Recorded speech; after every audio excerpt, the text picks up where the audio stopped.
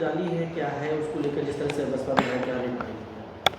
देखिए, भारतीय संस्कार, संस्कृति और सनातन धर्म में सुख दुख बांटना ये मनुष्य की प्रकृति में या मनुष्य के हिस्से में होता है।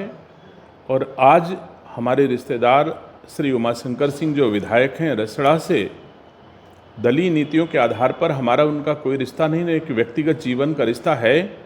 और ऐसे में सुख दुख बांटना हर रिश्तेदार परिवार के लोगों की जिम्मेदारी बनती है। आज उनके घर पर आयकर विभाग ने रेड की, जबकि देश प्रदेश के राजनेता, देश प्रदेश की संस्थाएं सब जानती हैं कि 2 वर्षों से श्री उमाशंकर सिंह जी को ब्रेन का 4थे स्तर का कैंसर है।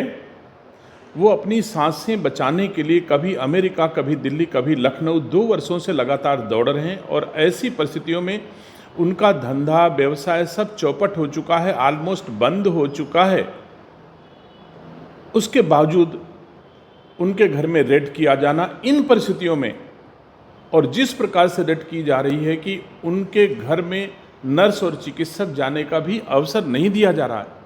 अगर कोई हानि, जीवन की हानि होती है तो इसके लिए संस्थाएं जिम्मेदार होंगी।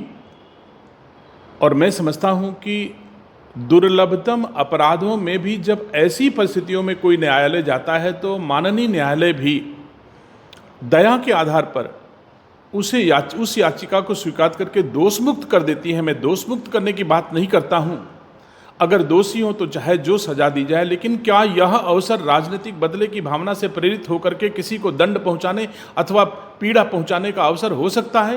क्या ये सही समय है? बिल्कुल नहीं। इसलिए ईश्वर सद्बुद्धि दे उन राजनेताओं का जो बदले की भावना से पीड़ा पहुंचा रहे हैं इन परिस्थितियों में। मैं समझता हूं किसी भी संस्था को ये हक नहीं है और इस समय ये कार्रवाई किसी दशा में उचित नहीं कही जा सकती।